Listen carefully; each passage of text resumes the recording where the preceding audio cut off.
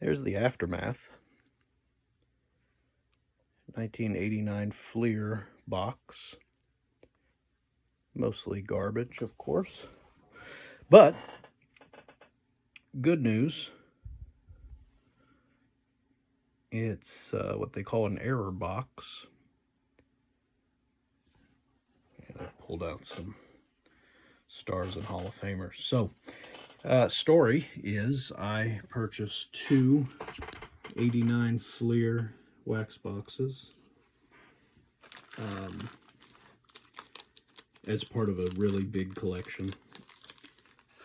The difference between what I would call regular wax boxes, meaning they have the corrected versions of the errors in them, and the error wax boxes, which are confirmed to have that error, potentially the Randy Johnson Marlboro error, the Jeff Treadway Target error, which is lesser known, less popular, but still kind of rare.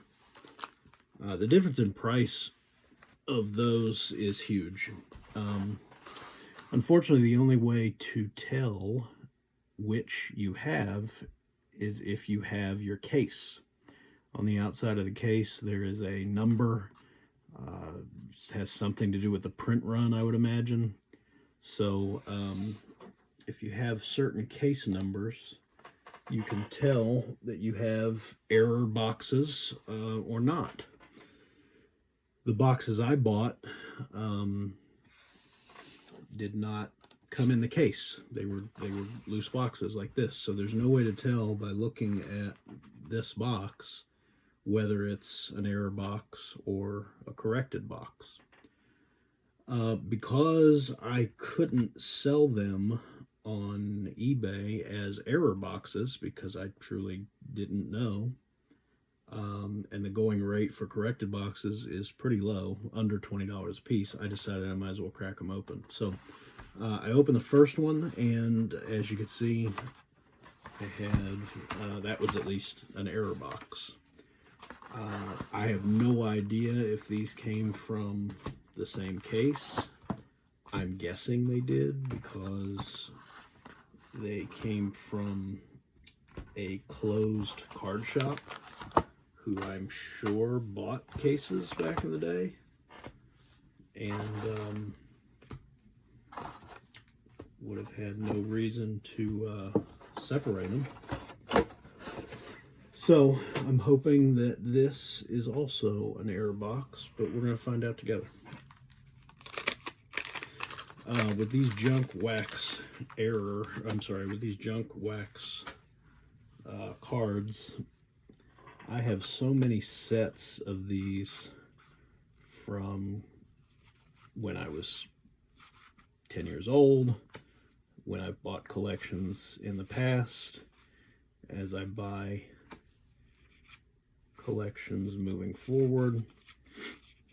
You know, everybody's got an 89 Fleer set, and that is not, other than the Griffey rookie,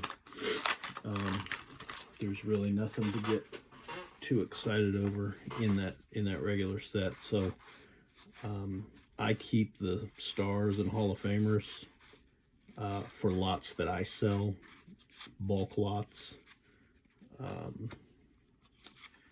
on eBay, but the commons and semi-stars and all that, they go in the garbage because they are not worth keeping.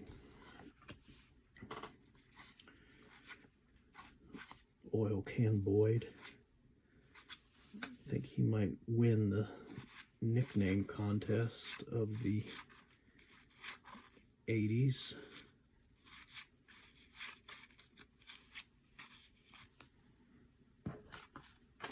So yeah, I opened one box and I thought about recording it.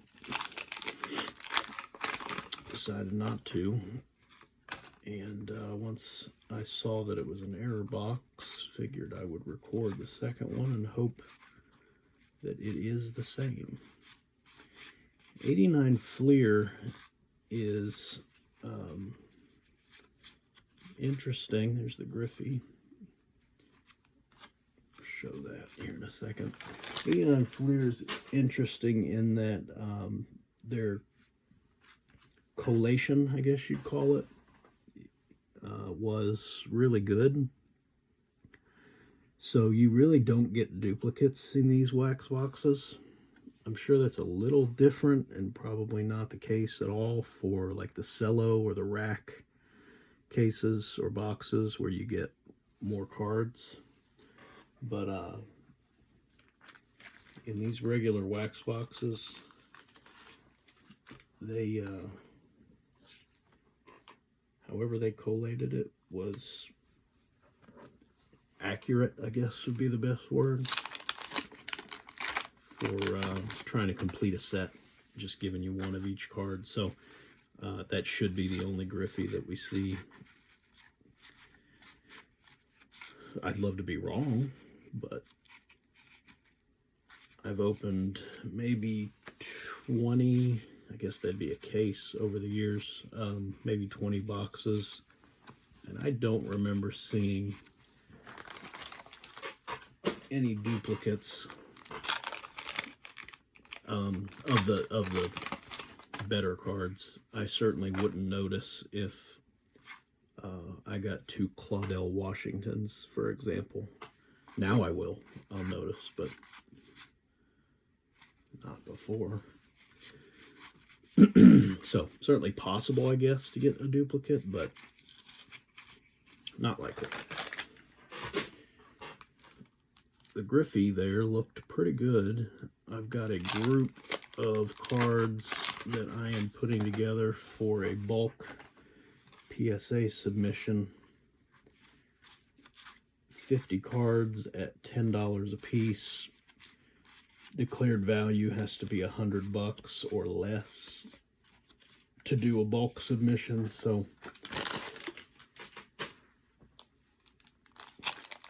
the 89 Fleer, both the Griffey and the Ripken, really a PSA 10 is the only option that would go over $100 in resale value. So I have no problem declaring $99 for those, and if they happen to be 10s, then that'll be great, and they'll grade it, and that'll be fine. If they're 8s or 9s, then obviously I'm well below the $100 limit anyway.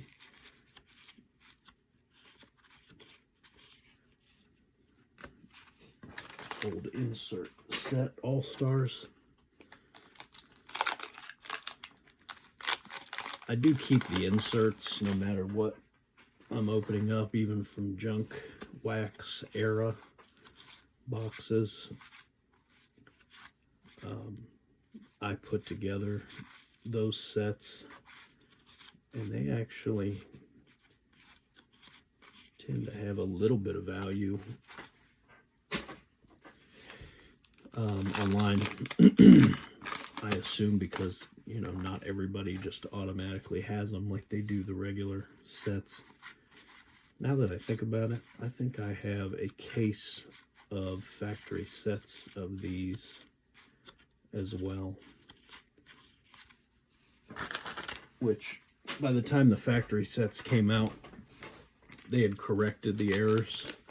So your factory set, really the best you can do is hope for a PSA 10 Griffey, which is tough anyway. So they also don't have much value, but they're kind of cool.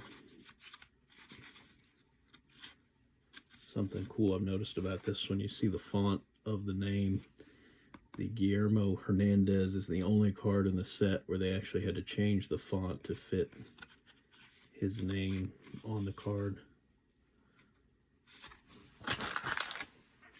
That's a fun fact that nobody will ever care about. Another cool thing about this set, when I first got back into collecting, which for me was about 10 years ago, I guess.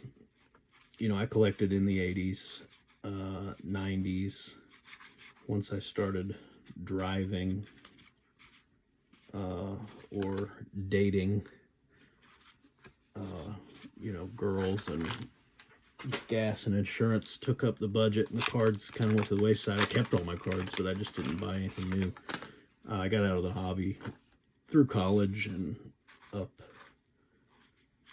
until about 2009 or so. But anyway, when I got back into cards again, group breaks or really anything having to do with the internet was really picking up.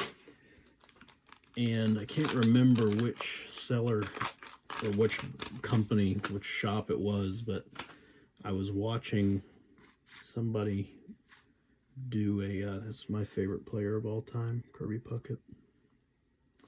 I was watching somebody do a box break, and they were doing trivia. And if you happen to get the trivia, first one to get the trivia question correct, they gave you a box. So kind of cool. And I created an account.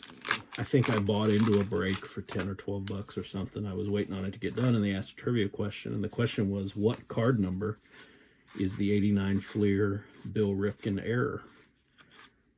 And from back when, I collected back then, I remembered it was card 616.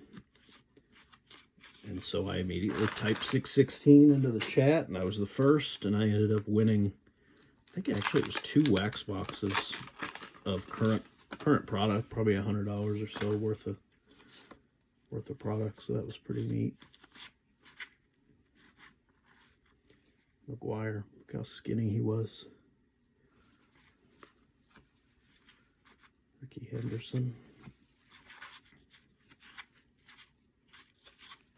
Puckett. My dad is a big Twins fan, so being the oldest in our family, I sort of just started to follow whoever he liked, and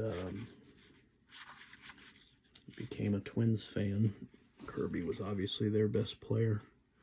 So that's the corrected Randy Johnson, which tells me and you that this is kind of a middle-of-the-run error box. Well, I hope it's an error box. We haven't seen the Bill Ripken yet. But this Randy Johnson has the Marlboro sign sort of blacked out but still visible in the early run of the 89 Fleer set. There's a few different versions of that. If you get on eBay and just search Randy Johnson Marlboro, you'll probably see 6 or 8 different versions. The graded ones, especially the high graded ones, I guess just like any card. There it is. Here's the error.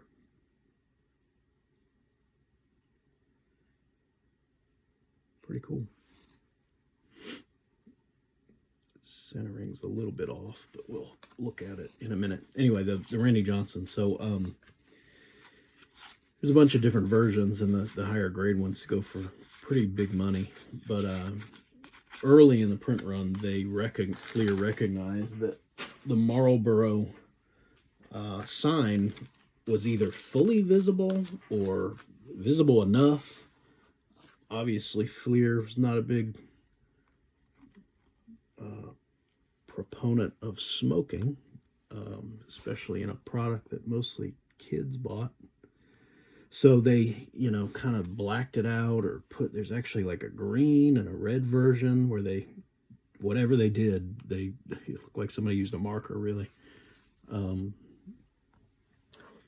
They tried to get rid of it.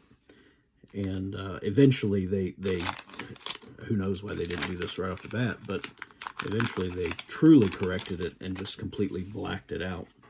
So it's similar to the Bill Ripken, which, if you're watching this, you're probably well aware that the error has profanity on it, and there's a whole story behind how that happened. Eventually they caught it, and for some time they were just whiting it out. For some time they scribbled it out.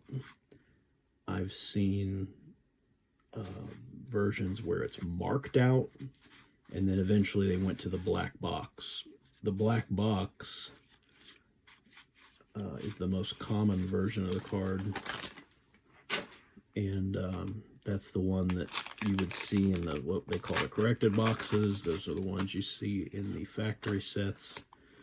So the Randy Johnson and Bill Ripken errors are in those really early boxes with really low print runs and are tough to find. And those boxes sell for well over $100 each on eBay. What I have here is, you know, that middle of the run error box that would probably sell in the $75 to $100 range, but I've opened them, so it's more fun anyway. What you hear after every pack is me throwing the pack and the cards into a tub, which I then, once it's full, take to the garbage. I used to save cards and give them away.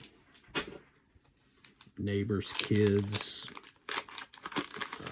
little cousin, niece or nephew. But what I found is that even they don't want them anymore, which is kind of funny. When I was, this came out in '89, so I was 9 years old. When I was 9 years old, if somebody had handed me 1 or 1,000,000 baseball cards, I would have taken every last one. I would have sorted them. I would have put them in order. I would have made sets. I'd probably still have them. But the hobby has changed.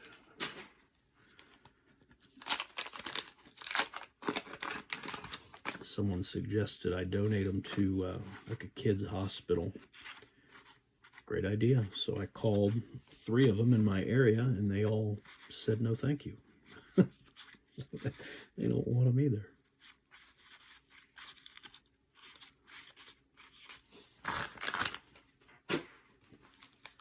If anyone on YouTube wants bulk junk wax baseball cards, you let me know. I will gladly put them in a flat rate shipping box through USPS, and you can pay the exact shipping cost, not a dime more, and I will send them to you. As many as you want. I'm at the point now, there's Nolan Ryan. I'm at the point now where I'm selling a lot more than I'm keeping. I mentioned this came from a collection that I bought a couple months ago, and I've been sorting through it, which is these piles over here. I still keep some things for my personal collection, but the bulk of what I buy now is to resell. And with the profits, which often take a while to recognize, especially with cards, I can justify buying stuff for my personal collection that I otherwise wouldn't buy. I always liked Andre Dawson. Good player. So if you're paying attention, you can see the lack of duplicates. I do know that there is a certain collation, though, and the reason I know that is in all the boxes I've opened, I've always seen Alan Trammell followed by Roberto Alomar, and I keep both of those cards because they're star/Hall of Fame players. And the rest of the boxes, show you that one. And the rest of the boxes, you know, I might keep one card out of the whole pack, and they're never next to each other. So however they did the collation tends to stay true throughout all of these wax boxes. And like I said, I just don't see duplicates. So yeah, same here. So Eckersley and Winfield. I've kept those two cards in a row 20 times. Ripken is also in that pack. So that's a good one. So here's another, this is the corrected, but this is another card that has an error in early print runs that has a decent value. So, you know, when they make cards, I'm sure they still do this, but back then, a little different than today. They'd line up, you know, the picture with the background and the borders and all that. And the Treadway card has a blue compass-looking target right about here. And what it's doing is it's showing where the center of the card should be. Obviously, whoever was making that card clicked the button too quickly and didn't remove the target before they sent the card off to the printers. So that card can be found with that blue compass, blue target, in those really early boxes. I actually had one way back in 89 or 90 whenever I happened to buy these. And I remember it just, you know, being different. And so I put it in a top loader back in the day and set it in. I used to have an error pile. Had it in my error pile. And back then, nobody had noticed yet, so it wasn't even considered a variation.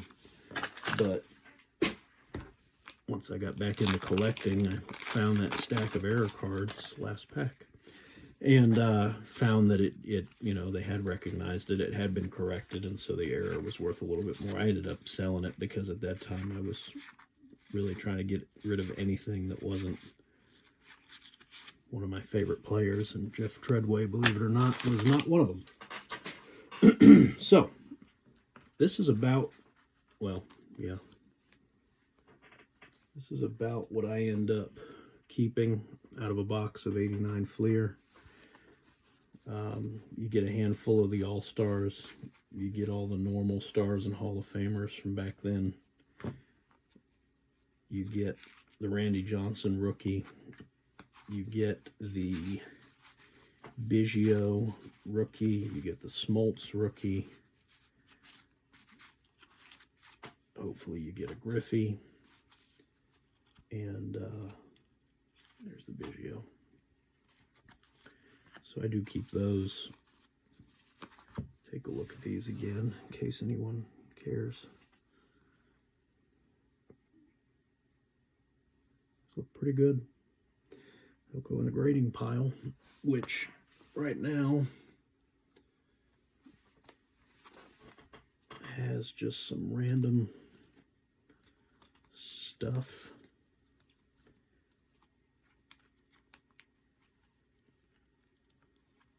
There's the 84 Fleer update set with good rookies in it. Another Jeter.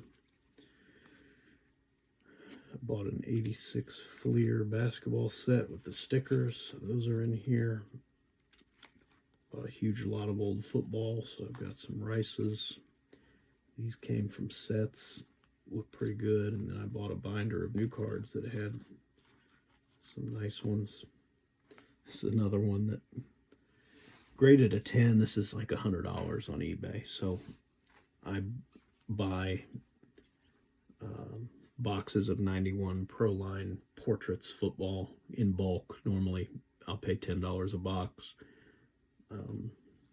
You might get a Belichick, and then here's the Griffies from earlier boxes, and two Bill Ripkens as well. A couple others. So those will get added to that pile.